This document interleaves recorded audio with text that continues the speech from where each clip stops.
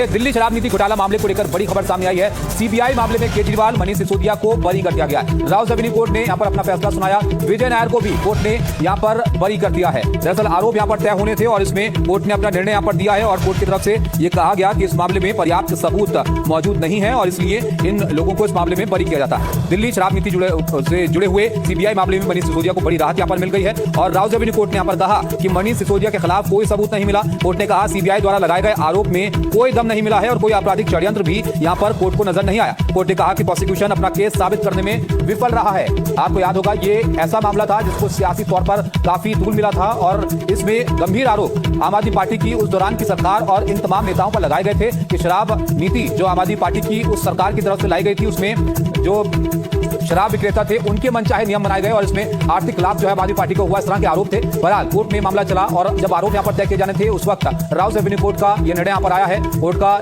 यह कहना है कि इसमें पर्याप्त सबूत जो है वो नहीं है, ऐसे में इन लोगों को यहां पर बरी किया गया। मुकेश हमारे साथ हैं। मुकेश, बड़ा डेवलपमेंट है आम आदमी पार्टी के लिए, क्या कुछ हुआ कोर्ट में आज? देखिए, दिल्ली की राव रेवेन्यू कोर्ट में जो सीबीआई का मामला है उसमें आज शराब पॉलिसी के मामले में आरोप तय होने थे, लेकिन आरोप तय होने के पहले ही कोर्ट ने जो इस मामले में मुख्य आरोपी हैं मनीष सिसोदिया जो कि दिल्ली के पूर्व उप मुख्यमंत्री थे और साथ में अरविंद केजरीवाल जो दिल्ली के पूर्व को इस केस से डिस्चार्ज कर दिया है। डिस्चार्ज करने का मतलब यह है कि उनके खिलाफ कोई भी जो आरोप हैं वो जांच एजेंसी सीबीआई साबित नहीं कर पाई। कोर्ट ने अपने आदेश में यह कहा कि वो लगातार इस मामले की फाइल करते रहे। एक बात संक्षिप्त में, ये इन 3 लोगों को ही बरी किया है? तमाम जो लोग इसमें आरोपी थे सबको बरी कर दिया गया कोर्ट की तरफ से?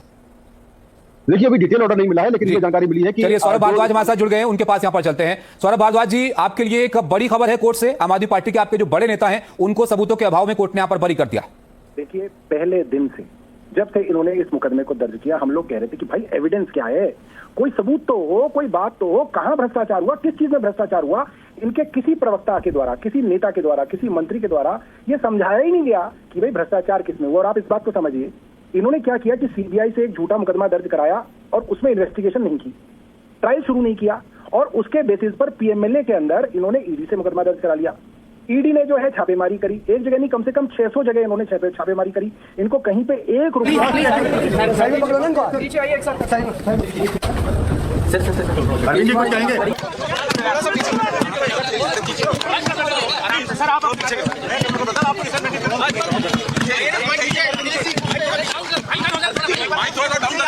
कर रही थी और हमारे ऊपर आरोप लगा रही थी। आज कोर्ट ने सारे आरोप खारिज कर दिए और जितने भी एक्यूज्ड थे सबको डिस्चार्ज कर दिया। हम हमेशा कहते थे सत्य की जीत होती है, हमें भारतीय न्याय प्रणाली पे भरोसा है। मैं जज साहब का बहुत बहुत शुक्रिया अदा करता हूँ जिन्होंने हमारे साथ न्याय किया, सत्य की जीत हुई। मैं हमेशा कहता था कि भगवान हमारे साथ है। मोदी जी ने और अमित शाह जी ने मिलके आजाद भारत का सबसे बड़ा राजनीतिक षड्यंत्र रचा। आम आदमी पार्टी को खत्म करने के लिए आम आदमी पार्टी के सबसे बड़े 5 नेताओं को जेल में डाल दिया गया। यहां तक कि सिटिंग चीफ मिनिस्टर, जो आज तक भारत के इतिहास में कभी नहीं हुआ, सिटिंग चीफ मिनिस्टर को उसके घर से घसीटकर जेल में डाला गया और 6 महीने तक जेल में रखा गया। हमारे उप मुख्यमंत्री मनीष सिसोदिया जी, उनको लगभग 2 साल तक जेल में रखा गया। पूरा का पूरा फर्जी केस था। हमारे ऊपर कीचड़ फेंका गया। 24 घंटे टीवी चैनलों के ऊपर डिबेट चलते थे, खबरें दिखाई जाती थी केजरीवाल भ्रष्ट है, केजरीवाल भ्रष्ट है।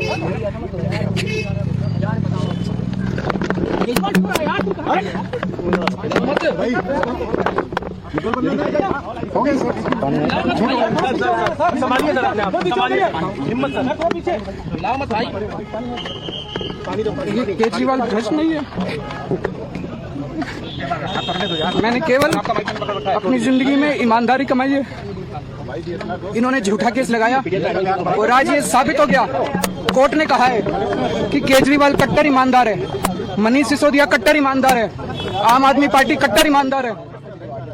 मैं प्रधानमंत्री जी से कहना चाहता हूं, सत्ता के लिए इस तरह से खिलवाड़ मत कीजिए देश के साथ, इस तरह से संविधान के साथ खिलवाड़ मत कीजिए। आपको सत्ता चाहिए, अच्छे काम कीजिए। आज देश के सामने इतनी बड़ी बड़ी समस्याएं हैं, महंगाई है, बेरोजगारी है, पूरे देश में सड़कें टूटी पड़ी है, चारों तरफ पोल्यूशन ही पोल्यूशन हो रहा है। चारों तरफ देश में इतनी समस्याएं हैं, उन समस्याओं का समाधान करके सत्ता में आइए ना। केजरीवाल पे, आम आदमी पार्टी पे झूठे केस क्यों करते हैं? अच्छा काम करके सत्ता में आइए। इस तरह के झूठे केस करना और 24 घंटे विरोधियों के, विपक्षियों के खिलाफ ऊट पटांग के केस करना, उनको जेल में डालना, ये एक प्रधानमंत्री को शोभा नहीं देता। इससे देश आगे नहीं बढ़ेगा। देश आगे तब बढ़ेगा जब जनता की समस्याओं का समाधान किया जाएगा। आज एक बार फिर गर्व हो रहा है देश के संविधान पर, बाबा साहब अम्बेडकर पर, जिन्होंने इतना शानदार संविधान दिया और सत्य की जीत हुई है। सीबीआई के ऊपर भी अरविंद केजरीवाल भावुक हो गए अपनी बात यहां पर रखते हुए। उनका कहना है कि उस वक्त के मौजूदा मुख्यमंत्री को जेल भेजा गया, मनीष सिसोदिया को कई महीने जेल में रहना पड़ा और जो आरोप थे वो कोर्ट ने यहां पर खारिज कर दिए और कोर्ट में साबित हुआ कि जो वो कह रहे थे वो सही है। सौरभ भारद्वाज अगर हमारे साथ हैं। सौरभ जी, आपने देखा अरविंद केजरीवाल भी यहां पर भावुक हो गए, आपकी बात बीच में रुक गई थी क्योंकि उनके पास समय जाना पड़ा था, आप कुछ कहना चाहेंगे? चलिए, सौरभ भारद्वाज से संपर्क टूट गया था, उनके पास कोशिश करेंगे दोबारा जाने की। लेकिन अरविंद केजरीवाल जब अपनी बात कह रहे थे तो भावुक हो गए वो यहां पर ये बात कहते हुए, क्योंकि ये मामला आपको याद होगा 2021-22 में गरमाया था और सालों तक आम आदमी पार्टी के ऊपर सवाल जो है वो खड़े होते रहे इस पॉलिसी को लेकर। हमारे साथ दो सहयोगी हमारे सहयोगी जुड़े हैं, रवीश और अश्विन। रवीश, कोर्ट में क्या कुछ और कहा गया, जरा पहले आप यहां पर ये बताइए, फिर आगे इस मामले को भी यहां पर समझेंगे। जो तमाम आरोपी थे सबको यहां पर बरी कर दिया गया है, कोई सबूत यहां पर सीबीआई नहीं दे पाई। एक्साइज स्कैम में राउस एवेन्यू के स्पेशल कोर्ट ने सारे मुजरिमों को बरी कर दिया है और ये बरी तब किया है जबकि सारे साक्ष्य, सारे evidence, everything which they have to say, all statements have been seen, perused by the court, and after perusing everything, it is not a apprehension, it is not a suspicion, it is a court who has gone through everything, and after going through everything, every statement, every document, it has held that there is no charge which is made out against Mr. Kejriwal and the other accused person, which includes Mr. Manish Sisodia. Sir, काफी court जो है वो court ने court की है कि जो professional statement था प्रोसिक्यूशन विटनेस का वही चार्जशीट में नहीं सीबीआई ने लगाया। इन लेखों पे क्या कोर्ट ने कहा है? I would not go to everything, but court ने एक रिमार्क किया है कि court during the proceedings in charge had asked for the confessional statement which was made in 3064.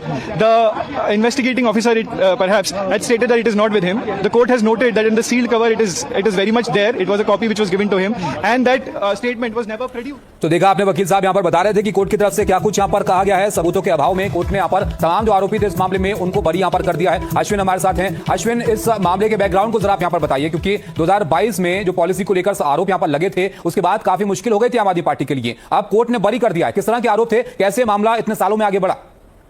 देखिए, ये राजनीतिक तौर पर और पॉलिटिकल विन कहा जाएगा अरविंद केजरीवाल के लिए, क्योंकि इससे ना उनकी छवि धूमिल हुई थी, जबकि दिल्ली चुनाव में सबसे बड़ा मुद्दा शराब का घोटाला बना था। उसकी वजह से ही आम आदमी पार्टी को हार का सामना करना पड़ा। लगातार ये बातें कही गई कि शराब आरोपी हैं, शराब पूरे मामले में संलिप्त हैं, चोरी की है अरविंद केजरीवाल उनकी पार्टी ने, और ये सबसे बड़ा डेंट था जिसकी वजह से पूरे देश में, ना सिर्फ दिल्ली, पूरे देश में अरविंद केजरीवाल आम आदमी पार्टी की शराब घोटाले में बातचीत हो रही थी। 22-23 का पूरा मामला है जब नई आबकारी नीति दिल्ली में बनाई गई, जिसके तहत कहा गया कि जो बड़े वेंडर्स हैं वो आएंगे, दुकानें खोलेंगे, कॉम्पिटिटिव बढ़ाने के लिए ये पॉलिसी लाई गई थी, क्योंकि पुरानी पॉलिसी से राजस्व में घाटा हो रहा था।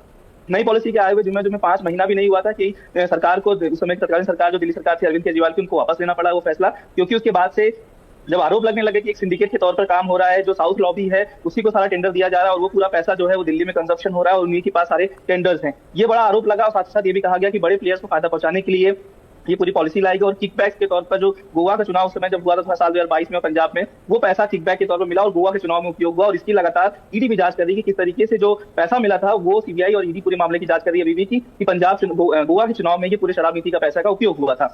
उसके बाद से लगातार हमने देखा कि मुख्यमंत्री को गिरफ्तार किया गया, deputy chief minister Manish Sisodia थे उनको गिरफ्तार किया गया, जो तमाम आम आदमी पार्टी के नेता थे उनको गिरफ्तार किया गया, आबकारी के जो कमिश्नर थे उनको गिरफ्तार किया गया और ये केस तब से चल रहा था। उसके बाद उस मामले को सीबीआई को ट्रांसफर कर दिया गया, जिसमें सीबीआई ने अब जो कोर्ट में पेश हुआ उसमें सीबीआई को साफ साफ कोर्ट ने कहा कि कोई भी आपराधिक षड्यंत्र बार बार कही गई थी वो साबित नहीं होता। साथ ही साउथ लॉबी शब्द उपयोग करने पर चार्जशीट में उसमें भी भट्टा लगी, कहा गया कि साउथ लॉबी शब्द क्या होता है, अगर आप चेन्नई में कोई केस फाइल करेंगे तो क्या साउथ लॉबी लिखेंगे, जबकि इस पूरे मामले में के कविता जो बीआरएस की पूर्व नेता है उनके अभी मामले में पूरा नाम था, कहा गया था कि उनके जरिए से पूरा पैसा दिल्ली में लाया गया और ये पूरा जो पैसा है वो चुनाव को जीतने में उपयोग किया गया था। मुकेश, अब जरा ईडी वाले एंगल को भी आप बताइए इस मामले में, क्योंकि सिर्फ आम आदमी पार्टी नहीं थी, आम आदमी पार्टी के बाहर भी कई लोग इस मामले में आरोपी थे और वो जो पैसे के इस्तेमाल के आरोप यहां पर थे उस पर भी असर होगा इसका?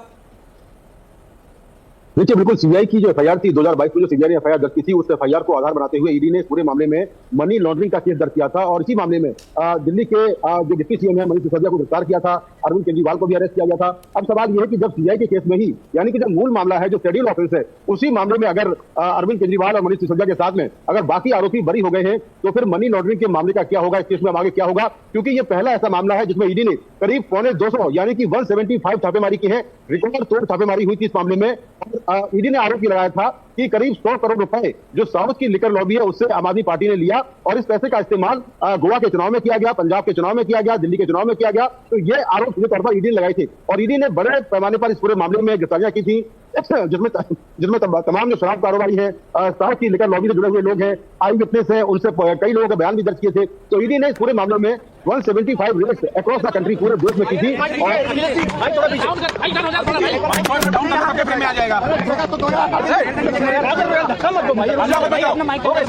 पिछले कुछ सालों से भारतीय जनता पार्टी जिस तरह से शराब घोटाला कर रही थी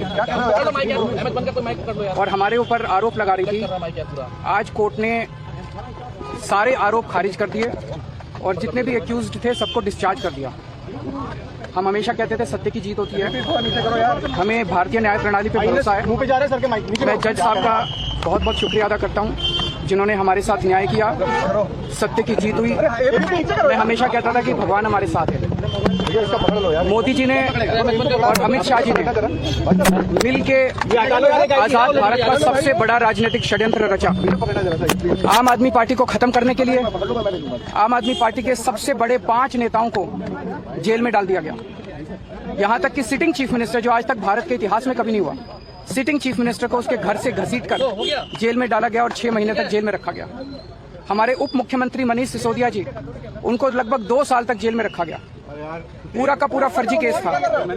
हमारे ऊपर कीचड़ फेंका गया। 24 घंटे टीवी चैनलों के ऊपर डिबेट चलते थे, खबरें दिखाई जाती थी केजरीवाल भ्रष्ट है, केजरीवाल भ्रष्ट है।